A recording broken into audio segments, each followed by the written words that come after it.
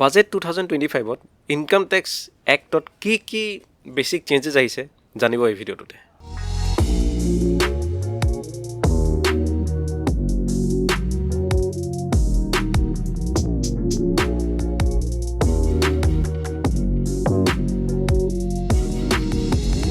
सबसे important change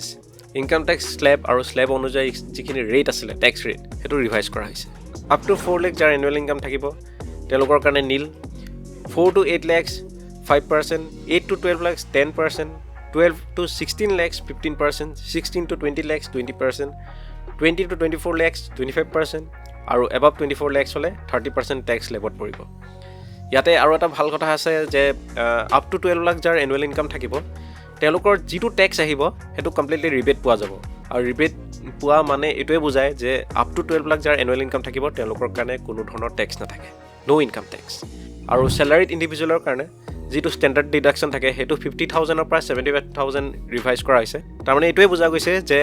12 lakh 75000 জাৰ এনুअल স্যালাৰি থাকিব তেলোকৰ কাৰণে কোনো ধৰণৰ ট্যাক্স নাথাকে কিন্তু ইয়াত long term capital gain short term capital gain special tax rate জাৰ আছে হেবিলাকৰ বিষয়ে একো কথা কোৱা নাই মানে ক্ৰিপ্টোকাৰেন্সি ভাৰ্চুৱেল ডিজিটেল এসেট হেবৰ বিষয়ে একো জনোৱা নাই ট্যাক্স ডিডাক্টেড সোর্স যাক টিডিএস বুলি জনা যায় তাতো কিছুমান চেঞ্জেস আহিছে যেনেকৈ হল সিনিয়ৰ সিটিজেনে যেতিয়া ইন্টাৰেস্ট অন ডিপোজিটস পায় তেতিয়া 50000 ৰ এবাভ হলে টিডিএস ডিডাক্ট কৰিবলগীয়া হয় বা ট্যাক্স লাইবল আহি যায় কিন্তু হেতু ইনক্ৰিজ কৰা হৈছে আপ টু 1 লাখ সিনিয়ৰ সিটিজেনে যেতিয়া 1 লাখতকৈ এবাভ যদি ইন্টাৰেস্ট অন ডিপোজিটস পায় তেতিয়াহে টিডিএস ৰুল এপ্লিকেবল হ'ব তাৰ তলত থাকিলে কোনো ধৰণৰ টিডিএস নাথাকে আৰু টিডিএস অন ৰেন্ট মানে ঘৰ ভাড়া যেতিয়া দিয়া যায়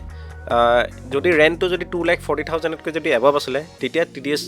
এপ্লিকেবল হৈ যায় হে ৰেন্টটো দিওতে কিন্তু এতিয়া এক্সটেন্ড কৰা হৈছে আপ টু 6 লাখ মানে 6 লাখৰ এবাভ হলেহে টিডিএস অন ৰেন্ট যেটো থাকে হেতু ৰুল এপ্লিকেবল হ'ব তাৰ তলত থাকিলে টিডিএস নালাগে যেতিয়া ফৰেন এক্সচেঞ্জ কৰা যায় মানে ফৰেন কাৰেন্সি যেতিয়া কিনা যায় বা তেনেকুৱা ট্ৰানজেকচন হয় তেতিয়া আৰবিআই যেটো লিবাৰেলাইজ ৰেমিটেন্স স্কিম আছে তাৰ আন্ডাৰত টিসিএস কালেক্ট কৰিবলগীয়া হৈছিলে যদি 7 লাখ বা তাতকৈ যদি বেছি হয় এতিয়া হে 7 লাখ যেটো আছে হেতু এক্সটেন্ড কৰা হৈছে 10 লাখ মানে 10 লাখতকৈ যদি ওপৰ তেনেকুৱা ট্ৰানজেকচন হয় তেতিয়াহে টিসিএস ৰুল এপ্লিকেবল হ'ব under RBI liberalise remittance scheme